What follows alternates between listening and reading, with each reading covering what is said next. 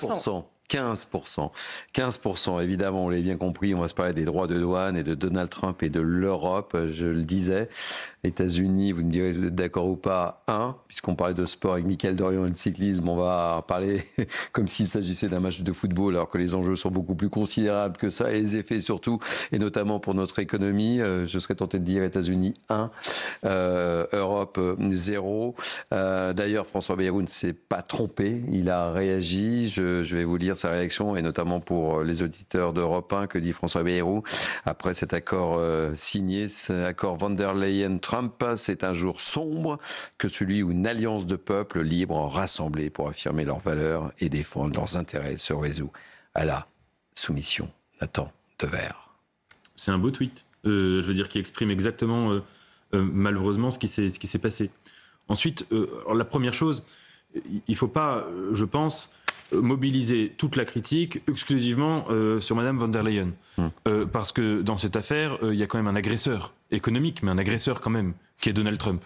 Et avant de la critiquer, je vais le faire dans une seconde, mais il faut quand même voir qu'on a affaire à quelqu'un qui, depuis qu'il est revenu au pouvoir surtout, est dans une logique de haine, d'opposition absolue, envers l'Europe.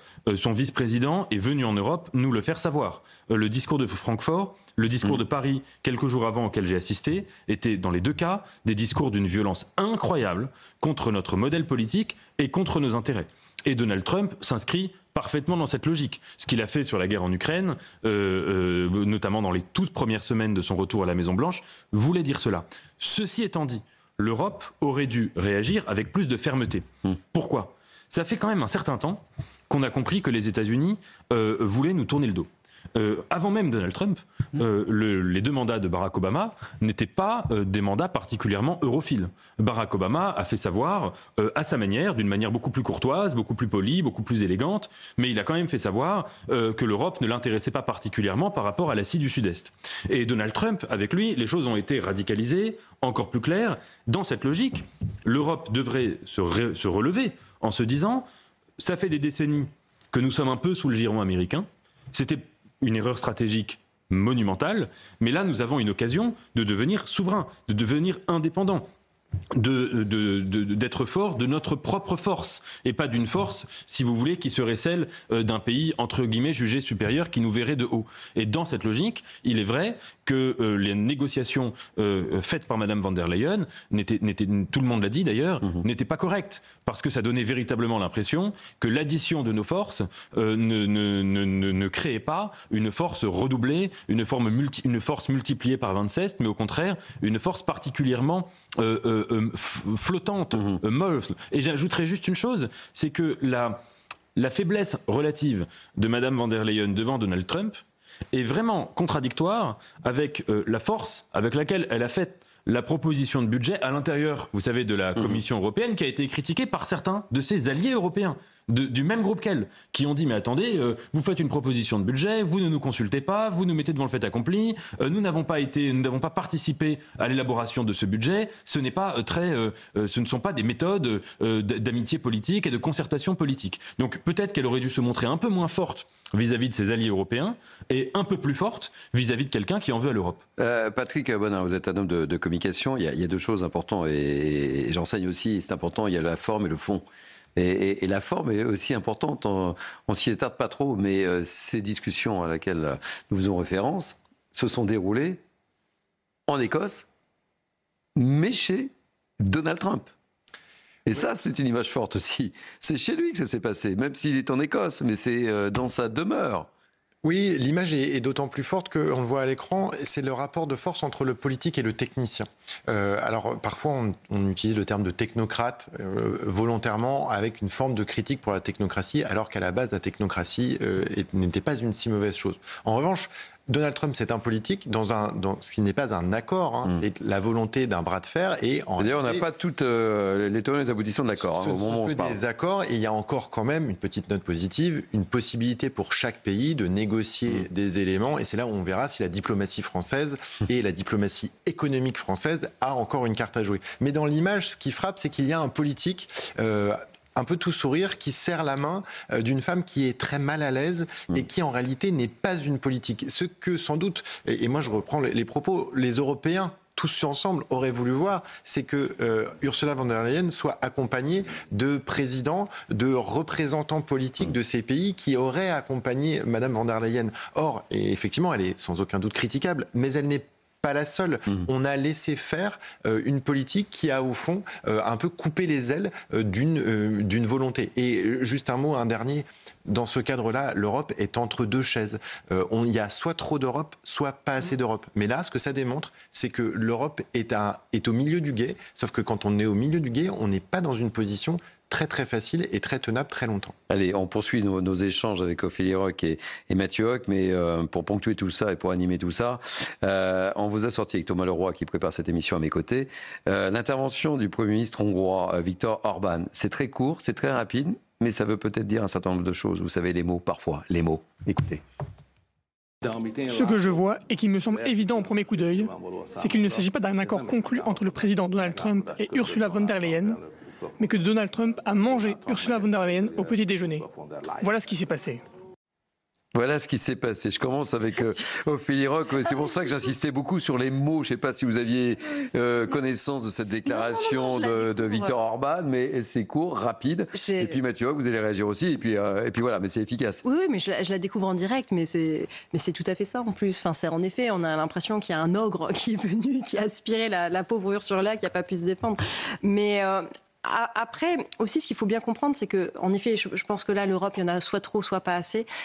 Mais je voudrais aussi qu'on décentre un peu notre regard, parce que, en fait, pourquoi les États-Unis devraient continuer à s'intéresser à l'Europe aussi? C'est une question qu'on devrait peut-être se poser. Parce que si finalement ils portent leur regard sur l'Asie notamment, c'est peut-être aussi parce qu'il y a quelque chose, il y a un problème aussi avec nous. Donc parfois je suis toujours très très étonnée quand je vois qu'on dit « Ah, mais ils nous ont pas accordé tant d'intérêt ou tant de valeur. Mais en fait, d'accord, mais pourquoi? C'est ça qui est intéressant. C'est l'essence même d'un couple. Hein, oui, du coup, je me questionne toujours un petit peu sur pourquoi, en fait, on est toujours en train de se victimiser là-dessus. Et c'est peut-être qu'à un moment, il faut que l'orgueil soit un peu froissé et puis que, paf, on donne un petit coup de talon et qu'on essaye de la regagner, cette valeur. Puisque si on ne veut pas nous l'accorder, c'est à nous aussi de la récupérer, en fait, d'une certaine manière. Mais Orban est cash, hein, Mathieu Hoc. Hein. Oui, il est cash parce qu'il dit tout là. Lui, il est contre le projet que propose von der Leyen, puisqu'il y a deux lignes au niveau européen, la ligne portée par Viktor Orban et certains de ses alliés, et puis la ligne, on va dire, de von der Leyen et d'autres. Mais si on décentre un petit peu le sujet aujourd'hui sur la question qui est posée, pourquoi Trump bat l'Union européenne là-dessus? C'est que c'est assez simple en fait, c'est que l'Europe, il faut le dire très clairement, est devenue un nain économique à côté des États-Unis. Il y a un chiffre qui est marquant, c'est quand vous regardez l'évolution du PIB américain et du PIB européen, de l'Union européenne, depuis 2008. On a un déclassement économique de l'Europe qui est abyssal. En 2008, l'Europe, l'Union européenne, parce que si vous n'êtes pas bon économiquement, vous n'êtes pas crédible dans les relations internationales. Pourquoi est-ce qu'une grande puissance continuerait finalement à s'intéresser à un continent en déclin? On peut comprendre d'un point de vue américain que, en plus, surtout avec un président comme ça qui ne fait absolument pas dans la dentelle et qui ne voit que la force, pourquoi est-ce qu'il s'embarrasserait encore de nous? Et parce qu'on n'a rien fait, mais je suis d'accord avec vous, parce qu'on n'a rien fait pour se rendre désirable. On n'a rien fait pour se rendre désirable parce qu'on a décroché sur le plan économique. En 2008, on avait le même PIB que les États-Unis, qui est à peu près 14 000 milliards de dollars. Aujourd'hui, les États-Unis, c'est près de 30 000, c'est 27 000 milliards de dollars, et le pays de l'Union européenne, 17 000. Donc c'est 2 fois moins quasiment que les États-Unis. Pourquoi un tel décrochage? C'est parce que l'Europe a fait des choix qui ne l'ont pas rendu désirable sur plein de sujets. Parce qu'on a organisé la décroissance sur certains sujets, notamment sur les sujets industriels, sur les sujets aussi agricoles. Parce que sur la question du modèle de civilisation, et c'est ce que disait J. Evans, après on est pour ou contre évidemment, et c'est agressif, je suis d'accord, mais il dit l'Europe, vous avez adopté la doctrine du pas de conflit, pas de vague. Vous, d'une certaine façon, vous préférez plaire aux nouvel arrivants plutôt qu'aux Européens, entre guillemets, dits de souche. Et c'est ça aujourd'hui qui ne vous rend pas désirable. parce que les autres pays ne font pas comme ça. L'Europe est le seul espace économique à fonctionner de cette manière-là, à accepter le libre-échange, même quand ça ne lui rapporte pas. Parce que quand vous regardez ce que fait aujourd'hui la Chine, ce que font aujourd'hui les pays est-asiatiques, Corée du Sud, Japon, et c'est pour cela que la zone Indo-Pacifique est rendue désirable, aujourd'hui, ils ont opéré un réarmement économique très prononcé et qui fait que les habitants des pays asiatiques ont augmenté en termes de pouvoir d'achat et en termes de niveau de vie. Et c'est pour cela aujourd'hui que 40% de la classe moyenne mondiale va être dans la zone Indo-Pacifique. Et c'est pour cela que les États-Unis mettent en place un pivot géostratégique et économique à destination de la zone Indo-Pacifique plutôt que l'Europe, parce que l'Europe est tout simplement un nain économique et en déclin. Nathan Devers, je vous donne la parole, mais pour nourrir le débat évidemment et l'enrichir, Patrick Martin, président du MEDEF, s'est exprimé. On devine sa réaction. Et ça n'est pas un accord qui a été conclu en Écosse chez M. Trump, la présidente de la Commission européenne s'y rendant de manière, à mon avis, chez M. Trump, c'était en Écosse. C'est un peu humiliant, je trouve. Qui est qui ? Vous avez trouvé ça humiliant, cette séquence où la présidente de la Commission européenne va voir Donald Trump en Écosse ? Donald Trump est un artiste en la matière. Quand ça n'est pas dans le bureau ovale, c'est dans son domaine en Écosse. Moi, je trouve que pour la dignité de l'Europe, qui est une grande puissance économique et qui doit le faire savoir, qui doit le faire valoir, ça n'est pas le meilleur scénario. Mais c'est le fond des choses qui importe. Oui, on comprend que le président du MEDEF fasse un peu grismine, Nathan Devers. Mais non, mais d'abord, il a tout à fait raison sur la forme. C'était vraiment scandaleux. Il y a quelque chose de... C'est pas une surprise, mais de tellement irrespectueux dans le comportement du président Trump. Il a commencé la conférence de presse. La première chose dont il a parlé, avant de rentrer dans le vif du sujet, c'était de la salle de bal de son hôtel vulgaire qui avait été restauré ou qui allait être agrandi. Vous vous rendez compte la vulgarité d'âme, la laideur d'âme. Vous n'aimez pas la salle de bal de Donald Trump, Nathan Devers. C'est une information pour nos auditeurs et pour nos téléspectateurs. C'est tellement pitoyable et ça fait de la peine pour les États-Unis. J'aimerais répondre sur ce que vous disiez. Je n'ai pas de légitimité, je n'ai pas de compétences dans le domaine économique. Donc je ne me permettrai pas de m'exprimer là-dessus. Mais les États-Unis ont eu longtemps, pour construire leur impérialisme, une tradition où ils estimaient que les alliances avec des blocs politiques n'étaient pas gouvernées uniquement par un intérêt économiste. Ce n'était pas l'intérêt premier. Et il y avait chez eux une vision presque métaphysique, ou en tout cas métapolitique, de ce que est vraiment métaéconomique, des liens qu'ils devaient avoir avec tel ou tel bloc. Quand ils font le plan Marshall, pour citer vraiment l'image d'Épinal, eh bien, ils ne sont pas dans une logique de se dire on va faire un plan avec une économie qui est florissante, puisque l'Europe était complètement en ruine. Ce que fait aujourd'hui Donald Trump, au-delà des accords de douane, c'est qu'il coupe le cordon avec une partie du monde qui est pourtant absolument liée à l'histoire des États-Unis. Et il ne le fait pas pour rien. Il le fait précisément parce que la démocratie aujourd'hui américaine, elle est en grand danger.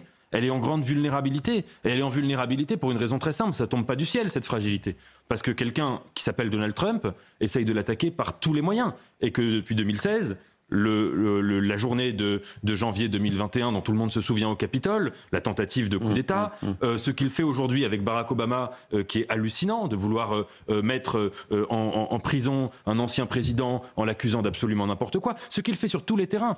Il fait du mal, mais à la racine, à la démocratie américaine. C'est ça qu'il déteste dans le bloc européen et dans le bloc de l'Europe occidentale, qui est un espace qui défend une démocratie libérale, qui était longtemps les États-Unis, et qui j'espère qu'ils vont le rester et qu'ils vont le redevenir. Mais en tout cas, c'est ça qui est menacé. Et je crois que c'est pour cela qu'au-delà de la question des droits de douane, sur laquelle je ne m'exprimerai pas en tant que tel, il y a délibérément et clairement chez Donald Trump une volonté d'humilier les Européens et d'attaquer l'Europe. Est-ce que vous êtes d'accord avec cette lecture très cash de Nathan Devers, Patrick Bonin ? Oui, je suis d'accord avec cette lecture, d'autant plus, et j'en rajouterais qu'il y a un problème d'ego chez ce président. Et donc en réalité, là, il vient aussi faire payer aux Européens, à tous les Européens, le fait d'avoir été en réalité majoritairement anti-Trump dans la campagne américaine. Et donc en réalité, il vient et d'ailleurs on peut le voir pour les téléspectateurs qui ont l'image, à l'image, on sent l'homme qui jubile en disant, en fait, vous tous, pays européens, les 27 pays, vous avez eu une forme d'ingérence dans notre campagne en expliquant que j'étais pas le bon candidat et qu'il fallait continuer à faire confiance à un candidat démocrate. Eh bien, je viens chez vous quelques semaines après mon investiture, vous expliquer, et on le voit, pas simplement expliquer les droits de douane, Erdogan. Vous donnez des conseils, vous donnez des ordres sur ce que vous devriez faire. C'est un impérialisme intellectuel. Mais en arrivant en Écosse, il y avait cette déclaration qu'on a beaucoup commentée tout au long du week-end, où il a fait la leçon à l'Europe sur l'immigration et sur les éoliennes aussi. Et c'est vrai qu'on a beaucoup commenté. C'est une revanche. Un peu étonnant. Mathieu, je ne conteste pas votre lecture de ce que fait Donald Trump et de ce qu'il incarne et aujourd'hui de comment il traite les Européens. En revanche, moi, ce qui me gêne un peu, c'est que on ne fait pas une diplomatie sans instrument. On ne fait pas une diplomatie sans force. Si on n'est pas assez fort, notamment sur le plan économique, on ne peut pas se faire respecter parce que dans le monde actuel tel qu'il est, c'est-à-dire c'est la fin de la fin de l'histoire, d'une certaine façon, de Francis Fukuyama. On n'est plus dans le triomphe des démocraties qui vont se faire le commerce de manière libre, équitable, qui vont pouvoir ne pas se faire la guerre, etc. On est dans un monde aujourd'hui où on a le retour des nations-empires. Les États-Unis sont une nation-empire à proprement parler, et ils l'ont d'ailleurs toujours été. Mais le problème qu'il y a, c'est que pourquoi, quand je parle de déclassement économique, je dis que ça a un impact dans la vision qu'a Donald Trump, dans la vision qu'ont les présidents américains sur l'Union européenne, c'est parce qu'en fait, quand on décline sur le plan économique ou par rapport aux autres pays, on appauvrit d'une certaine façon les populations européennes. Et quand vous regardez aujourd'hui l'indicateur qui est majeur, c'est le PIB par habitant. Vous voyez que le PIB par habitant au niveau européen n'a pas beaucoup progressé. Le PIB par habitant au niveau des États-Unis a beaucoup progressé. Et dans d'autres pays, notamment en Chine ou dans les pays asiatiques, le PIB par habitant a explosé. Et c'est ça aujourd'hui le véritable problème. C'est qu'ils ne font pas du commerce pour faire du commerce. Ils font du commerce parce que ça leur rapporte, parce que ça leur rapportait. C'est pour ça qu'ils ont fait le plan Marshall dont vous parliez. Ils ont fait le plan Marshall pour pouvoir créer au niveau de l'Union européenne un bassin de consommateurs qui peut acheter américain. Le problème, c'est que les Européens n'ont même plus assez d'argent pour acheter américain. Deux mots rapides, je voudrais qu'on termine par un dernier sujet. Il faut peut-être revenir sur le fait qu'il y a eu un moment des États-Unis qui ont aidé des peuples de manière désintéressée. Ils ne l'ont jamais fait. On voit bien. Sinon, ils ne se seraient pas embourbés dans cette guerre du Vietnam, ils ne seraient pas embourbés dans toutes ces autres guerres. Donc, je pense que les États-Unis, en fait, là, on a l'impression qu'ils régressent, mais je pense qu'en fait, ils ont toujours été comme ça. C'est juste que nous, entre-temps, on a baissé. Et comme on a baissé, on ne voit plus le partenaire américain qui, à un moment, nous a prêté son ombrelle. Voilà. Mais je pense qu'ils n'ont jamais changé, en fait. Et je pense que Donald Trump accentue ça, mais ça a toujours été finalement une nation qui donnait des conseils aux autres. Regardez, avec le fait que, et se sont toujours dit, nous sommes un bloc, nous sommes contre l'URSS, ils ont toujours fonctionné comme ça. Donc nous, là, on est en train d'être exclus du jeu, mais c'est pas une nouveauté d'une certaine manière. Allez, dernier sujet sur la courtoisie, là, il s'arrête. Courtoisie sur la guerre.